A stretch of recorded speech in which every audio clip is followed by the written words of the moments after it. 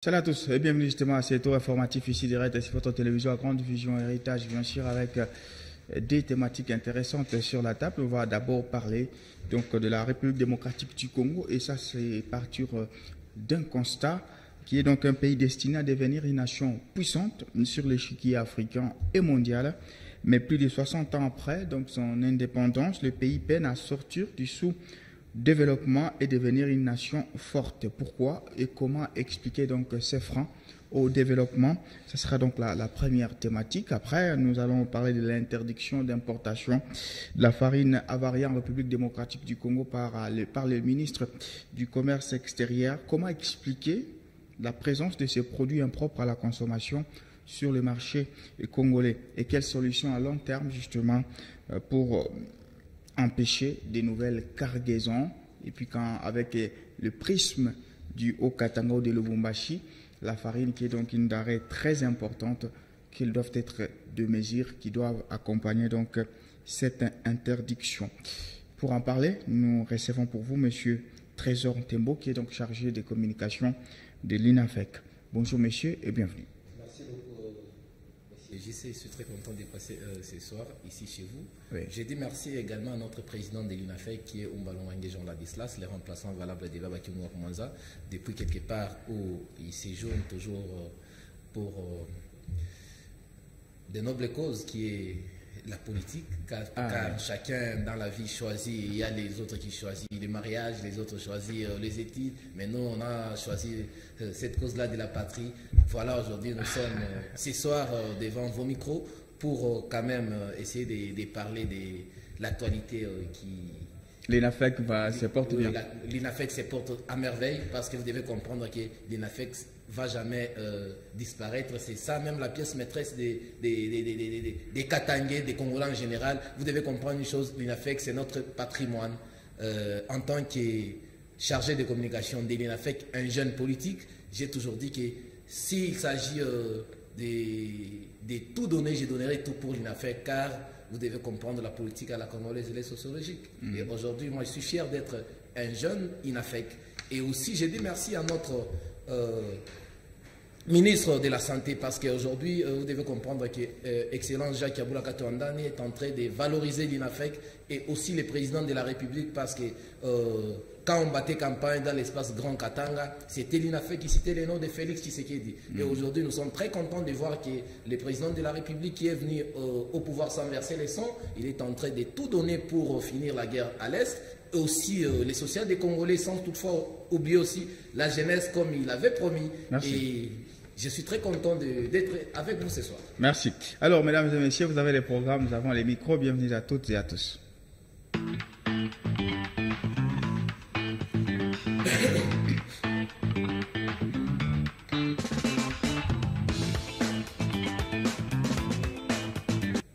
Allez, on va commencer d'abord par la petite virgule de la table ronde organisée. Ça a commencé, c'était hier à Kinshasa, justement, la table ronde entre le gouvernement congolais ainsi que la jeunesse sous l'impulsion du ministère de la Jeunesse les premiers jours. Et aujourd'hui, on a carrément reporté, mais on va d'abord analyser l'idée.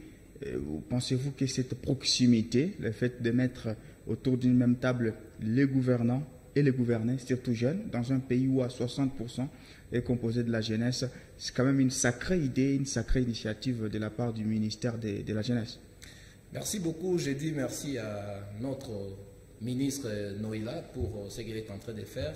Vous devez comprendre aujourd'hui, l'espoir d'un pays, c'est la jeunesse. Oui. Et ce qui s'est passé, c'est quelque chose que moi, je ne peux pas acclamer parce qu'aujourd'hui, il y a beaucoup de gens qui confondent toujours les choses. Nous sommes un pays qui a presque 80% de jeunes. Ouais. Et voir quelque chose de constructif être annulé, où on a y avoir même des jeunes se déplacer, regardez avec ce qui se passe avec notre pays. Même les moyens de transport, c'est compliqué. Quand vous trouvez devant ce genre de situations, ce sont des choses qu'on doit quand même analyser et commencer vraiment. Ce qui manque dans notre gouvernement, c'est la communication. Parce qu'on ne peut pas faire venir même les jeunes de l'étranger. Oui. Arriver les jours où les sommets devaient se tenir et on annule. C'est-à-dire, il y a beaucoup de légèreté dans notre pays. Mais ça a commencé là, quand même hier, hein, avec la présence de la Première ministre, Judith Toulouka. Elle s'est entretenue avec certains jeunes. Et ils ont abordé ensemble. Effectivement, parce qu'aujourd'hui, l'espoir d'un pays, c'est la jeunesse. C'est quelque chose qui nous concernait, nous, la jeunesse. Mais tout d'un coup, subitement, on a annulé, comme si c'était dans un poulailler. Ce sont des histoires qu'on doit vraiment condamner. Parce que pour moi, en tant qu'un jeune, je suis vraiment contre ce qui s'est passé. Allez-y comprendre qu'on fait venir des jeunes pour tenir quelque chose qui peut toutefois produire des bons fruits. Tout à fait, oui. Et tout d'un coup, on annule pour des raisons jusque-là qu'on promet de nous informer sur la voie des ondes. Allez-y comprendre que des fois, il faut être sérieux même dans des petites choses. Ouais, pour la jeunesse, parce que le président Félix Tshisekedi avait une promesse, justement le renouvellement de la classe politique. Pensez-vous qu'après les élections, avec les nominations, il y aura dans des fonctions publiques et tout, pensez-vous que cet objectif est atteint? Les jeunes aujourd'hui sont en masse en train de faire de la politique ou bien ils sont toujours en train un peu d'être utilisés? Jusque-là, l'objectif n'est pas atteint. Vous devez savoir une chose. Aujourd'hui, le Congo, c'est parmi les pays qui comptent les taux de la jeunesse élevés. Ouais. Et nos universités nous produisent chaque année des jeunes universitaires qui peuvent servir le pays. Mais quelque chose qui se passe aussi en nous, jeunes, c'est trop de légèreté. Okay. Vous allez comprendre qu'un jeune qui finit les études, qui est licencié en droit, licencié en économie, qui est docteur, mais dès qu'il finit les études, il jette ses papiers à la maison, il commence à jouer au billard. Pourquoi? Mais parce que... faute d'emploi. Non, mais l'emploi, ça se crée. Ah. Regardez, le président de la République, il a promis de travailler avec la jeunesse. Mais quel genre de jeunesse? Parce que jusqu'à aujourd'hui, allez-y comprendre, depuis 1960, il n'y a jamais eu des jeunes qui ont bousculé les lignes de la politique, sûrement. Ouais. Aujourd'hui, nous sommes restés toujours dans des histoires. C'est Diego Cao qui a découvert l'embouchure du fleuve Congo. C'est Lumumba. Regardez aujourd'hui, en politique, il faut être comme Lumumba. Un jour, Lumumba, il avait 20 ans. Un jour, Félix Tshisekedi, il avait 20 ans. Un jour, le sénateur Joseph Kabila, il avait 20 ans. Mais regardez, nous, les jeunes actuels, nous sommes focalisés dans des petites choses. Vous allez comprendre qu'un jeune qui finit les études, il est licencié, mais il est incapable de défendre son titre académique. Tout cela, c'est Tshisekedi. Tshisekedi n'est pour rien. Tshisekedi, il a tendu la main à la jeunesse. C'est à nous maintenant de prendre les choses en main. Regardez ce qui se passe aujourd'hui. On fait venir les gens, et tout d'un coup, on annule. Oui. Soyons sérieux, même dans des petites choses quand même. Regardez, il y a des pays où vous allez voir que c'est la jeunesse qui prend maintenant le monopole. Regardez la Kenya, regardez la Tanzanie. Mais nous, les Congolais, nous sommes là pour des petites choses qui ne vont rien nous apporter. Parce qu'aujourd'hui, la plupart des jeunes, ils ne veulent pas faire la politique. Pourquoi on va nous tuer? Non, il y a beaucoup de jeunes dans la politique. Mais citez-moi 15 ou 20 jeunes dans notre ville. Mais tous les partis politiques sont remplis de jeunes, justement. Quand il y a marche... Tous ces partis politiques, il y a des jeunes qui sont là pour prendre des 10 $ et porter les polos. Après manifestation, il part. Lui, il a besoin de prendre un 10 $, aller jouer au billard, prendre un verre, prendre une bière, pour lui, c'est fini. Ok. Voilà. On va parler maintenant de notre thématique. La République démocratique du Congo est un pays destiné à devenir une nation puissante sur l'échiquier africain ou même mondial. Mais 60 ans après son indépendance, le pays peine à sortir du sous-développement et devenir une nation assez forte. Comment comprendre et pourquoi donc ce frein au développement? C'est donc ça la question. Monsieur Trésor Ntembo, chargé de communication de l'INAFEC. Est-ce qu'aujourd'hui, vous admettez que nous sommes dans un pays sous-développé? Vous devez comprendre une chose, monsieur JC. Nous sommes des Congolais. Ouais. Et aujourd'hui, 60 ans après, rien n'a changé. Parce que vous devez comprendre que depuis que les Congo et Congo, on vit que dans des utopies. Un pays sous-développé, c'est un pays où l'état d'évolution économique n'est pas suffisant. Et pour assurer le niveau de vie, c'est l'État qui doit s'impliquer. En 2022, on a été classé 164e, 674 États. L'indice mondial. Mais aujourd'hui, regardez ce qui se passe avec notre Congo. on n'arrive pas à sortir dans les sous-développements. Okay. Mais nous sommes un pays riche. Les Congos ont construit la Belgique. Okay. Mais aujourd'hui, vous pouvez prendre un jeune Congolais, le comparer avec un jeune Belge. Nous sommes là en train de se plaindre, en train de pleurnicher, mais nous sommes capables de changer notre pays, de quitter dans le sous-développement et l'amener au bon port. Mais parce que notre Congo, on n'a pas des dirigeants plutôt qui sont responsables, voilà aujourd'hui le président de la République, Félix Tshisekedi Tshilombo, il se retrouve seul. Quand il est venu au pouvoir, il a trouvé le Congo qui était par terre. On ne peut pas aujourd'hui commencer à se plaindre que non, notre pays, c'est un pays sous-développé. Notre pays, c'est un pays où on n'arrive même pas à vivre avec 2 ou 3 dollars par jour. Mais cela n'a pas commencé par le régime de Félix Tshisekedi.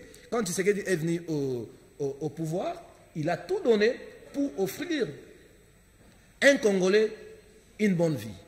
Mais nous, les Congolais, on est incapables de s'adapter. Voilà, aujourd'hui, on se retrouve dans les sous-développements que vous venez de parler. Et aujourd'hui, le Congo, c'est parmi les pays qui paient toutefois, à l'époque d'Isaïr, il y avait même des Sud-Africains qui venaient ici chez nous solliciter nos services. Mais aujourd'hui, pourquoi nous sommes incapables? Parce que l'ennemi du Congolais, c'est un Congolais lui-même.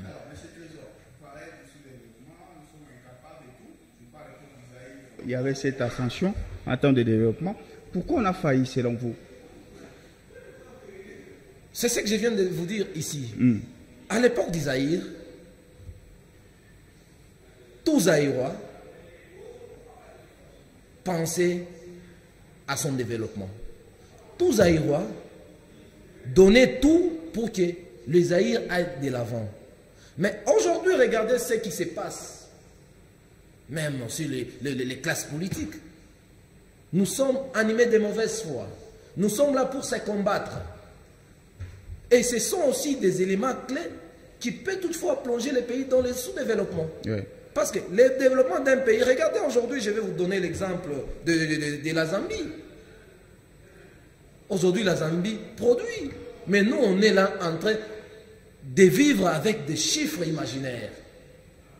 5 milliards de dollars, 40 millions de dollars, 30 millions de dollars, mais un Congolais qui est incapable de vivre avec 3 dollars par jour. Est-ce que c'est par manque des politiciens qui ont des visions ou c'est quoi? Parce que nous avons les partis politiques, nous avons l'élite politique qui est intelligente, nous avons tous les ressources naturelles.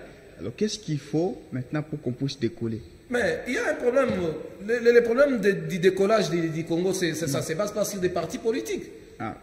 Parce que quand ce sont les partis qui gèrent. Non, ça je vous dirais faux. Okay. Quand vous êtes venu au pouvoir, il avait suspendu des partis politiques. Ouais. Mais on vivait, on était des Congolais. On payait des Thomson à 1 kilo à 1500 francs. Daipen ici nous produisait des poulets chaque mois. On ne peut pas aujourd'hui dire que si il s'agit de se développer, on doit avoir beaucoup de partis politiques. Allez-y comprendre, on a combien de partis politiques ici au Congo. Il y a même des partis politiques qui commencent à se créer dans des bars pour les intérêts privés personnels. L'argent du Congo, l'argent du trésor public est détourné par des individus. Aujourd'hui, regardez, nous les Congolais, on est incapables de vivre même avec 4 dollars par jour. On a beaucoup des histoires en commun que les gens oublient. Que tu sois de l'opposition, que tu sois de la majorité. S'il s'agit de parler du sous-développement des Congolais, on va voir les Congos. Oui. On ne va pas voir Tshisekedi, on ne va pas voir Katoumi, on ne va pas voir Fayoulou. Oui. On verra qu'il y a des Congolais. Et voilà aujourd'hui, ce qui nous pousse à se plonger dans les sous-développements, c'est parce qu'on n'arrive pas à comprendre c'est quoi une nation. Okay. On vit divisé. Si on arrivait à comprendre d'abord, notre nation c'est les Congos, nous sommes des Congolais, et chacun de nous peut jouer le rôle d'un bon politicien, chacun de nous peut jouer le rôle d'un citoyen congolais qui a besoin que son Congo aille de l'avant. Et si aujourd'hui on se retrouve dos au mur, c'est parce On cherche nos intérêts privés. Donc on a besoin d'être unis, puisque vous dites une nation, ce sont les enfants qui sont unis. Effectivement. Et du coup, il y a des propositions, par exemple, Martin Fayulu qui pense qu'il faut un dialogue d'unité. Effectivement, mais le moment est mal choisi pour dialoguer. Ah. On doit d'abord finir la guerre à l'Est. C'est ça avec les Congolais. C'est-à-dire, quand ton intérêt n'est pas privilégié, tu crées un débat. Mais c'est mieux de commencer à créer un débat qui peut profiter à l'intérêt général. Okay. Parce qu'aujourd'hui, quand on parle que les Congolais sont développés, on ne voit pas le président de la République. On voit tout Congolais. Non, c'est plus lui qui est en avant.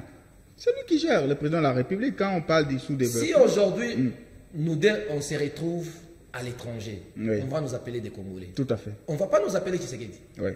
Si Tshisekedi se retrouve quelque part aussi, on va l'appeler Congolais. Congolais. Alors, les problèmes qui se posent aujourd'hui, c'est un problème de tout Congolais. Tout Congolais peut jouer le rôle d'un grand politicien. Tout Congolais peut jouer le rôle d'un grand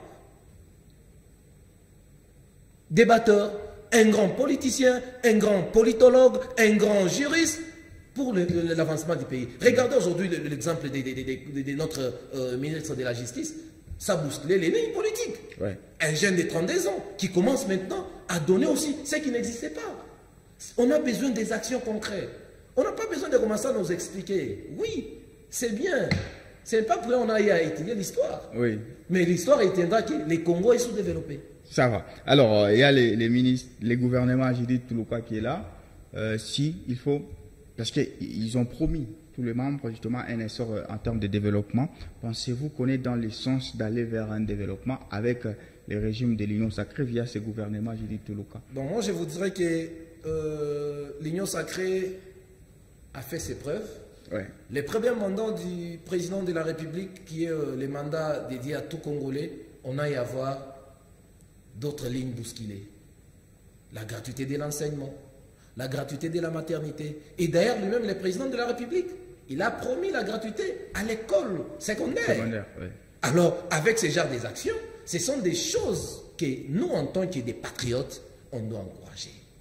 Parce que, je vous dirais que depuis que le Congo est Congo, la gratuité de l'enseignement, on parlait, mais ce n'était pas un exercice. Tout à fait. À l'arrivée du président Tshisekedi au pouvoir, on a y avoir d'autres choses changer. Mais comment Tshisekedi il est en train de tout donner pour faire une croix sur l'ancien système, malgré qu'il est combattu, mais avec sa détermination et la détermination de tout Congolais, on va amener notre pays de l'avant. Parce qu'aujourd'hui, on produit beaucoup. Nous sommes riches en parlant, en parole, mais par les actes, nous sommes des pauvres. Oui. Mais comment vous justifiez ça? Comment on peut être, on est riche seulement en théorique? Effectivement. Mais dans la pratique, on n'arrive pas à... Nous, les Congolais, on est là pour dire que nous sommes riches, on a les cuivres, on a les cobaltes, on a tout ce qu'on peut dire. Mais ce sont les autres qui en tirent profit. Aujourd'hui, regardez la vie sociale des Congolais. Aujourd'hui, regardez quand je vous dis que nos universités nous produisent chaque année des jeunes universitaires, mais qui sont des ingénieurs dans les quartiers. C'est-à-dire, un jeune Congolais, lui, il est licencié. S'il y a coupure dans son quartier, il est expert en cotisation. Ah, c'est ça. C'est ça. Regardez là où nous, la jeunesse, on se retrouve dans la fosse au lion. Tu prends 18 ans d'étudier et par après, dès que tu termines les études, tu tournes les dos du Congo. Pour aider les Congos, c'est ce qu'on est en train de faire. Pour aider les Congos, c'est ce que notre ministre de la Santé, Joseph Nsambi Boulandi, est en train de faire. Regardez aujourd'hui dans les Hauts-Katanga. Parce qu'il y a d'autres choses, on doit se dire la vérité en face. Dans les Hauts-Katanga, je vous dis, la santé est assurée à 100%. Jadis, il y avait un grand problème dans l'espace Grand Katanga.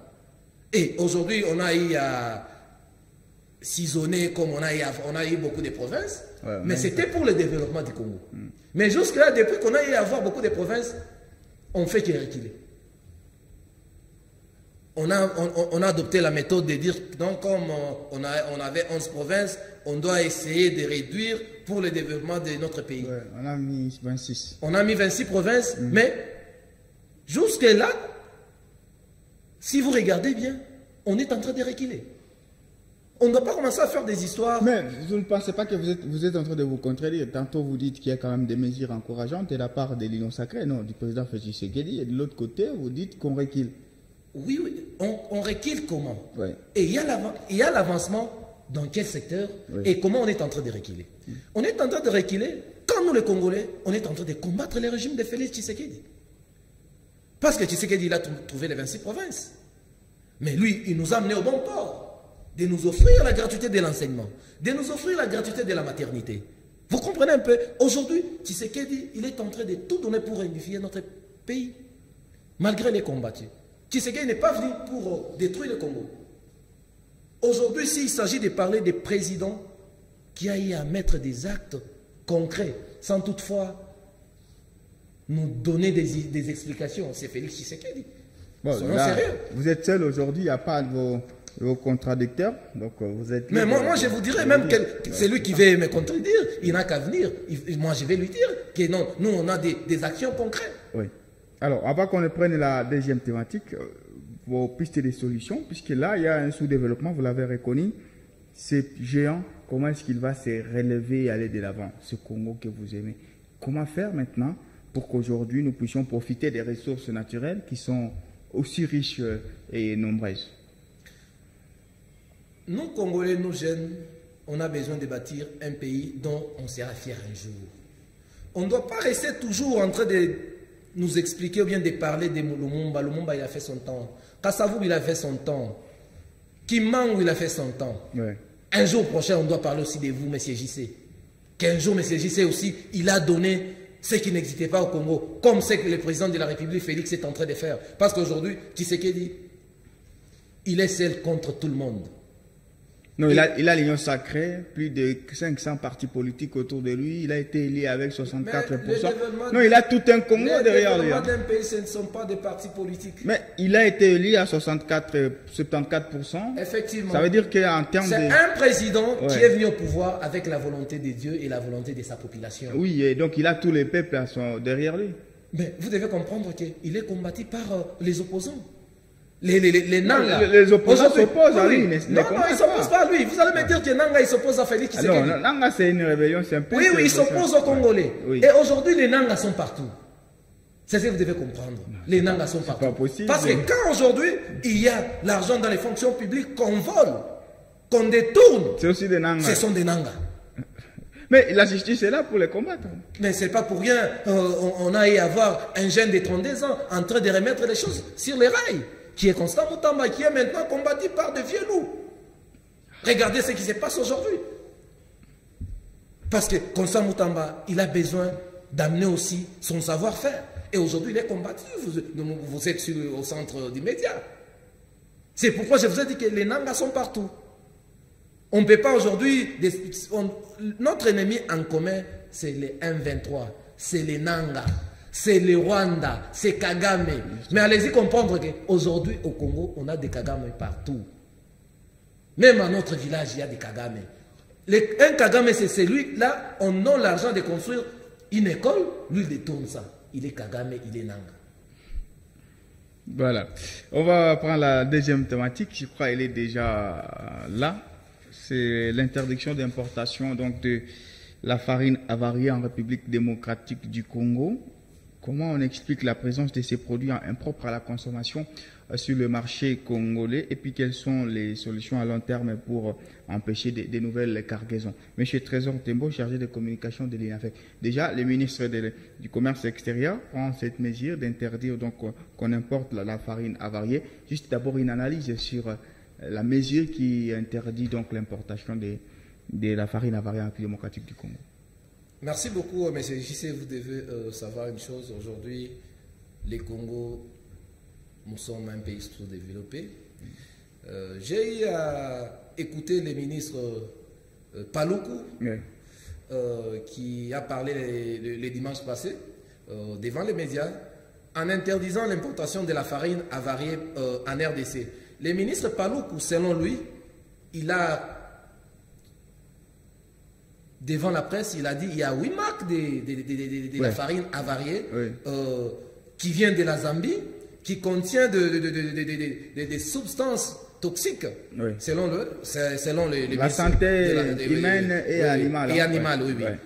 Il a déclaré devant les médias qu'il y a 8 marques de la farine qui vient de la Zambie vers la RDC où on doit faire attention. Il a même dépêché une équipe pour faire l'expertise. Mais moi, je me pose la question. Aujourd'hui, on vient après l'Algérie, notre superficie. Ouais, justement. Le Congo, c'est un continent. Ce n'est pas un pays. Parce que ici, en Afrique subsaharienne, on prend la première position. Et aussi, si nous, les Congolais, nous sommes incapables d'abord de se fournir nous-mêmes la farine. En 2011, on a lancé l'opération Bukangalonzo, où notre gouvernement a financé beaucoup d'argent. Bukangalonzo nous a produit l'université Maton. Attention, c'est pas prouvé, c'est pas prouvé. La procédure est toujours en cours, donc on ne peut pas conclure.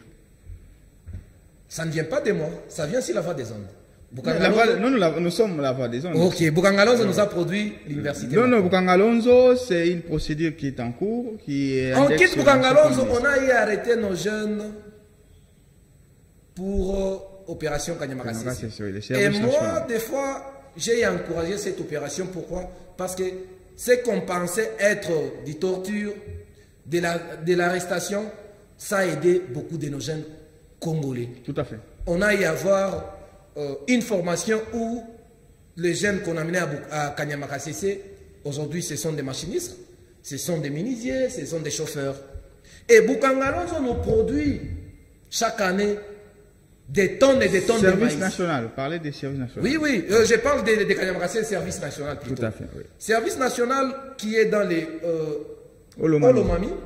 nous produit des maïs, des tonnes et des tonnes. Ouais. Moi, je me pose la question. Tout ce qu'on nous produit à Kanyamakassi, ça part où? Parce que si aujourd'hui, moi je peux vous dire ce qui se passe avec les ministres Paluku, moi je suis d'accord. Il a les soucis de la population, de la santé. Oui, c'est bien. Pour quelle fin?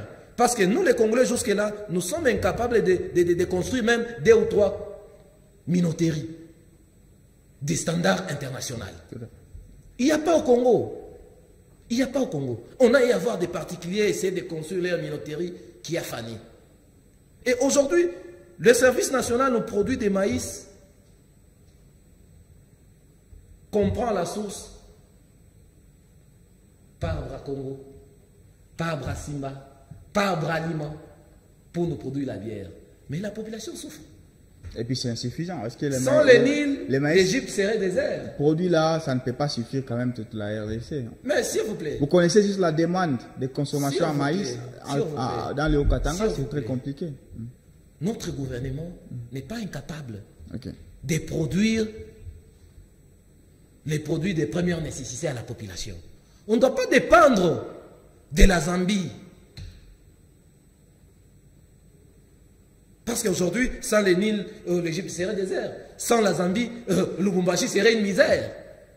Parce qu'aujourd'hui, allez-y comprendre, le ministre, moi je suis d'accord avec lui. Oui. On interdit l'exportation de la farine dans l'espace à Lubumbashi. Ah non, en République démocratique du Congo. Voilà. Non, moi je parle d'abord de Lubumbashi. Oui, voilà. Est-ce que vous pensez que la population loussois va clamer pour le ministre? Mais c'est pour sa protection, c'est pour sa santé. Vous voulez protéger les gens pour l'amener à la ruine? Parce qu'aujourd'hui, si on arrête avec Kasumbalesa, avec la Zambie, on n'a pas d'autres ressources. Les maïs plutôt du service national. On ne sait même pas, on n'a jamais vu même des graines ici. On est avec vous.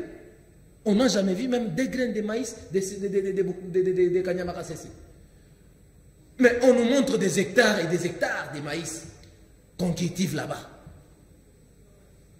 C'est la question qu'on devait poser aussi les ministres. Parce qu'on ne doit pas aimer quelque chose de son contraire. Oui. On veut contribuer au gouvernement national. On veut aider le président de la République à réussir. Oui, on ne refuse pas. Mais on a besoin de voir le Congo aussi être autonome un jour. Parce que notre aliment de base, Ouais, c'est ça. Boukari. C'est ça. Pour le Lubumbashi, quand même, c'est une mesure difficile. C'est partout. Alors notre aliment de base, c'est Boukari. Pensez-vous que le ministre a accompagné cette interdiction par des mesures? Qu'est-ce que maintenant la population doit faire? On ne refuse pas, nous sommes d'accord de stopper. Mais on doit nous chercher par où c'est ressourcé. Ouais, on ne peut pas stopper quelque chose qui est de la population, malgré... Moi, je ne suis pas docteur. Oui. Je ne suis pas chercheur, je ne suis pas scientifique. Oui. Mais je dois me poser la question. Si aujourd'hui, on arrête avec l'exportation de la farine dans nos pays, la Zambie, et autres, je me pose la question. Je me rappelle en 2011, on a vu l'ancien gouverneur Moïse Katumbi aller chercher la farine en Afrique du Sud, qui lui-même a payé cher, mais arrivé ici, ça coûtait le double. Est-ce que les Congo, notre pays ici, on doit commencer à se ressourcer avec nos pays voisins? On s'appelle riche. Nous sommes riches. C'est pourquoi je vous ai dit que nous sommes riches en parole. Nous sommes riches en parole. Monsieur Trésor, on va bientôt citer. Comment vous expliquez quand même la présence, puisque c'est quand même quelque chose de grave, qu'on ait des produits impropres à la consommation, mais c'est vendu de manière majoritaire à travers les marchés à Lubumbashi ou partout en République démocratique. Comment vous expliquez la présence alors qu'on a des services de frontières et tout? Il y a un problème que vous devez savoir, M. JC. Quand on manque, on est prêt à tout. Ah, donc ventre affamé n'a point d'oreille, c'est ça? Ventre affamé n'a point d'oreille. Regardez ce qui se passe aujourd'hui à Funguru, mais je voulais dire par rapport à ce qui se passe. Il y a des gens animés de bonne foi. Madame Aline Makano de Fungurume, la vice-bourgmestre de Fungurume, elle est en train de cultiver où aujourd'hui elle a une fondation où elle produit des maïs dans sa fondation. C'est la population qui en bénéficie. On a besoin des actes, on a besoin des œuvres. Même le gouverneur Kaboula, par moment, a donné des engrais pour permettre... Oui, regardez ce qui s'est passé avec notre gouverneur Jacques Kaboula Katoua. Il a investi dans les domaines agricoles. On n'a pas besoin d'être seulement des honorables en veste. On a besoin d'être des mamawaro, comme maman Aline Makano. Non, je vous dis, la maman... quand même citer les gens, on est bien suivi. Oui. Et on a besoin des propositions qui vont effectivement aider justement. Moi, je suis en train de parler des choses concrètes. Parce que ces gens que vous citez, ils investissent certes, mais vous déplorez quand même que nous sommes toujours... On a besoin maintenant d'investir en masse. Mais c'est le gouvernement, ce n'est pas les individus comme vous les citez. Ce doit être des politiques publiques bien établies. Notre pays, on a tout. Ce n'est pas les financements qui nous manquent. Ok. Parce qu'aujourd'hui, le service national a été financé par le gouvernement. Ouais, justement. Voilà et les produits finis. Oui. Mais ça aide. Non, ça aide. Ça aide. Sauf que c'est un peu minoritaire, mais ça aide. Il va falloir qu'il y ait d'autres. Mais pourquoi pas créer ce genre de choses, ce genre d'investissements partout, dans chaque province? Ouais. On n'aura pas besoin d'aller toquer en Zambie. En Zambie, oui. Aujourd'hui, si on se réfère à la Zambie, parce que nous sommes incompétents de se prendre en charge. Donc, en termes de propositions, on doit maintenant avoir des politiques durables pour avoir notre autosuffisance alimentaire, c'est ça? Effectivement. C'est ça dont on a besoin. Parce qu'on a besoin un jour qu'on puisse aussi nous demander nos services. Ok. Nous, on est là, parmi nos pays voisins. Les Congos ne produisent rien. C'est pourquoi notre main est toujours tendue partout. Si on a besoin de Thomson, on va à Nairobi. Si on a besoin de la farine, on va à la Zambie. Si on a besoin même des spaghettis, ça quitte de la Chine. Et on va se taper en... Voilà, merci. Je crois que vous avez prévu votre carton. Si vous avez un dernier mot en termes de conclusion, on va dépasser à la séance carton. Donc, on doit produire et tout.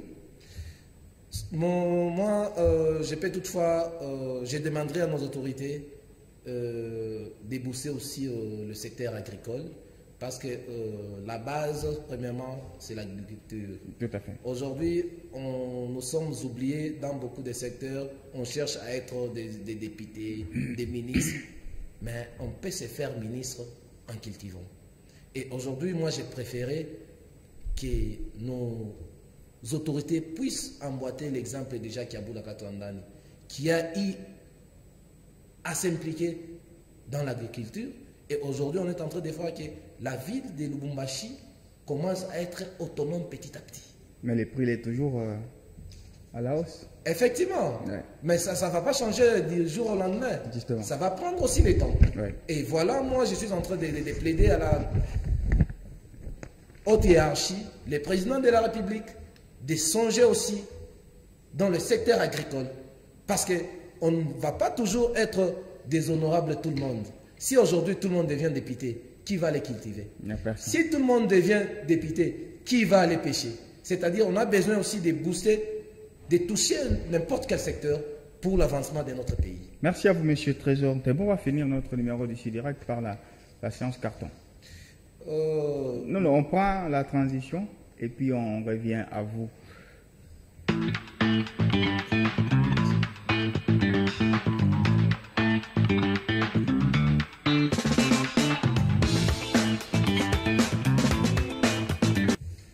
Allez, on va finir avec vous, monsieur. Vous nous avez réservé quel carton? Vous l'adressez à qui?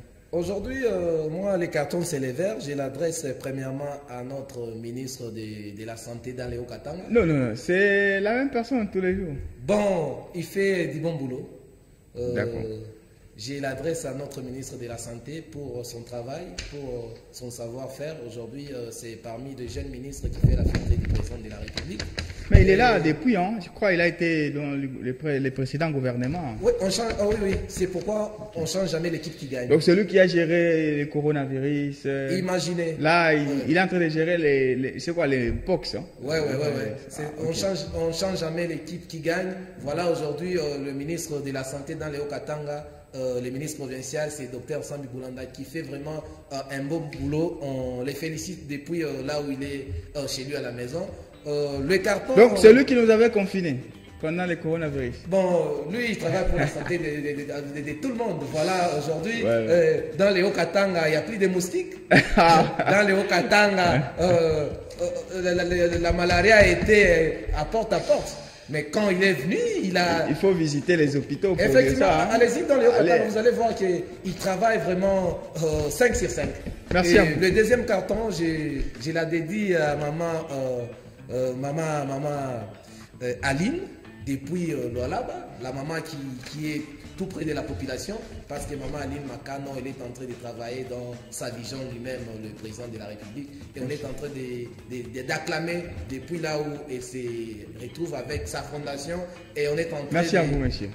La féliciter. Merci beaucoup. C'était mes 2 cartons. Merci. 10 jours. Merci. Merci aussi de votre présence aujourd'hui. Vous étiez seul puisque les autres n'ont pas pu répondre à notre invitation.